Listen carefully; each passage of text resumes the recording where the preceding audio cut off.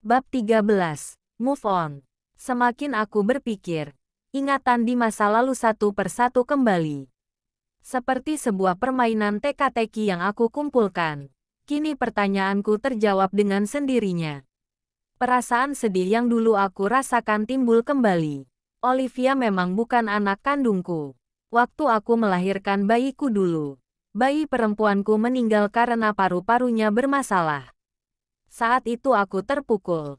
Depresi karena tidak menyangka bayi yang aku mimpikan hadir dalam kehidupan kami harus meregang nyawa akibat penyakit mengerikan. Aku tidak bisa terima keadaan itu sampai aku menciptakan kenyataan versiku. Aku menganggap putriku masih hidup. Mas Wahyu mendatangkan Olivia padaku lalu aku percaya dialah putriku. Nadia benar waktu mengatakan aku gila pada saat itu.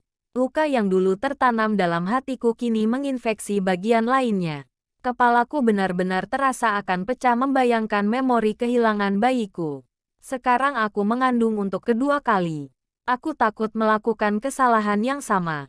Aku merasa begitu banyak dosa dan tak ingin bayiku menjadi sasaran kemurkaan Tuhan padaku. Kamu enggak masak, Han. Romeo sudah pulang kerja. Dia kelihatan kecewa karena aku belum memasak apa-apa. Aku syok.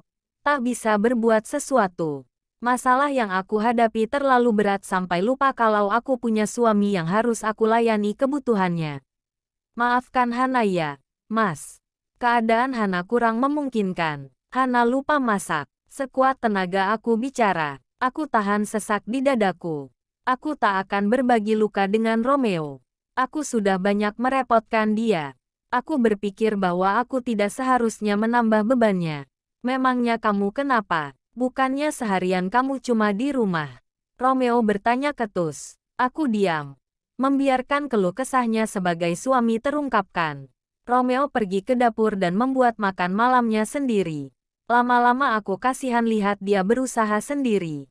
Meskipun berat, aku mengesampingkan hatiku yang terluka dan berusaha membantu suamiku. Kamu mau makan apa, Mas? Aku akan usahakan buatkan, Mas. Enggak usah. Romeo memasak mie instan. Aku menawarkan untuk menggorengkan ikan bandeng namun Romeo menolak. Wajahnya kusut. Aku tidak bisa melihat wajah itu terus-menerus seperti itu. Aku peluk Romeo dari belakang. Jangan marah sama Hana lagi, Mas. Hana enggak tahan bertengkar terus sama Mas. Memeluk Romeo membuat beban di hatiku berkurang sedikit. Aku butuh tempat bersandar. Dan Romeo lah orangnya. Romeo memegang tanganku. Aku tidak bisa lihat ekspresi wajahnya. Tangan Romeo mengelus tanganku kemudian melepaskan lenganku yang melingkari perutnya. Romeo berbalik pandang aku. Menatap dalam mataku. Ada sesuatu yang mau dia ungkapkan. Aku bergeming. Berusaha menantikan apa yang bakalan dia bicarakan padaku. Aku mengharapkan kami baikan seperti saat kami berhubungan diam-diam. Aku merindukan Romeo bersikap manis kepadaku. Aku enggak marah sama kamu, Han.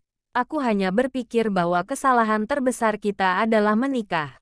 Aku menyesal berpisah dari Olivia. Aku tidak bisa pura-pura. Hana, kau adalah ibu kandung Olivia. Bersamamu mengingatkan aku dengan mantan istriku. Aku butuh waktu memahami ini semua. Menerima semua kenyataan ini.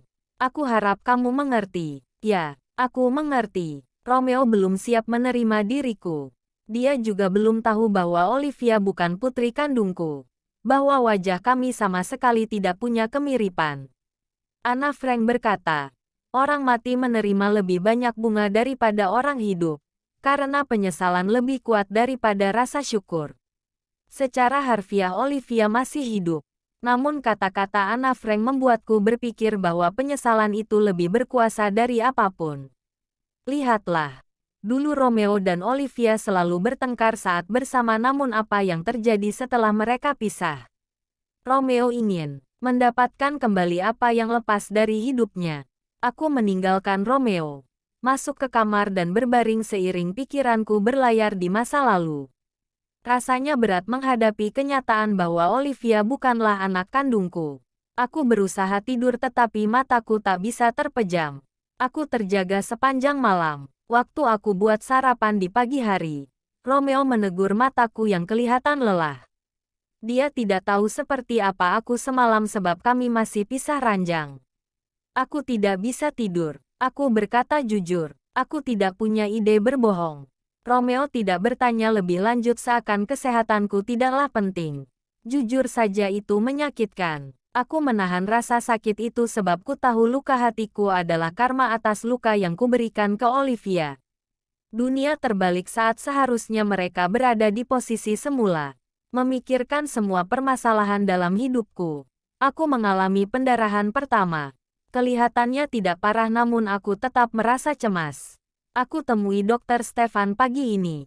Aku mengantri selama 1 jam sebelum akhirnya bisa bicara dengan lelaki itu. Sama seperti dugaanku. Pendarahan yang aku alami termasuk normal. Dokter Stefan menyarankan agar aku mengurangi kegiatan yang membuat aku frustrasi. Dia memberiku obat dan memberitahu agar aku rutin makan buah. Dokter Stefan selalu ramah. Meskipun dia seorang pria, aku merasa ilmunya di dunia kedokteran khusus ibu hamil sangat memadai. Jika dia punya istri, aku yakin hidup istrinya akan bahagia. Semua baik-baik saja. Mbak, apa pernikahan Mbak dengan pria itu berjalan dengan baik? Dokter Stefan sudah kuanggap sebagai teman.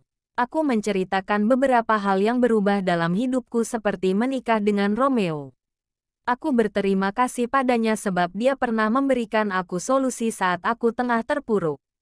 Aku tak akan lupa jasa-jasa dokter itu. Tentu, semuanya sudah membaik. Aku berbohong. Segalanya memburuk. Lebih buruk dari perkiraanku. Beberapa hal tidak harus dibeberkan kepada siapa saja. Aku memilih memendam penderitaan sendirian. Aku pun malu cerita ke orang-orang terkait perlakuan Mas Wahyu padaku. Sejujurnya itu masih menjadikan aku tertekan secara batin. Apalagi pihak keluarga memilih tidak melaporkan kasus tersebut ke pihak polisi. Di luar sana monster itu masih berkeliaran. Aku tidak tahu kapan monster itu akan mengganggu hidupku lagi. Aku pikir hanya aku yang kenal Dokter Stefan. 2 minggu kemudian, aku begitu terkejut dengan sebuah informasi. Saat ku tahu Stefan merupakan kakak dari sahabat Olivia. Tanpa sepengetahuanku, teman Olivia mencomblangi kakaknya dengan putriku. Olivia meminta pendapatku dengan memperlihatkan foto Stefan. Aku tahu masalah yang ada membuat kita jauh. Aku masih anggap Mama sebagai ibu kandungku. Aku datang menemui Mama untuk memastikan apakah Mama setuju aku menikah lagi dengan pria ini. Olivia menunjuk foto Dokter Stefan. Namanya Stefan, kan? Dari mana Mama tahu? Apa Papa sudah cerita ke Mama? Aku terdiam sesaat mendengar pertanyaan Olivia. Aku fokus pada kalimat yang menyinggung Mas Wahyu. Aku cukup sedih karena akulah orang terakhir yang diberitahu Olivia. Aku memang orang asing baginya. Aku belum bisa menghadapi itu semua. Mama sering berkunjung ke kliniknya. Kataku, ngomong-ngomong selamat ya, Liv. Mama senang akhirnya kamu bisa mengobati hatimu yang terluka. Aku tahu rasanya bercerai. Aku memuji betapa cepat Olivia mampu bertahan melewati masalah dalam hidupnya. Dia berani mengambil keputusan. Dia kuat. Kebalikan dari aku yang lemah. Usianya akan menginjak 19 tahun. Namun jiwanya seperti wanita 30 tahunan sepertiku atau mungkin lebih dewasa dariku. Aku bangga pada Olivia dan aku sangat ingin mengakuinya sebagai putri kandungku. Bersambung.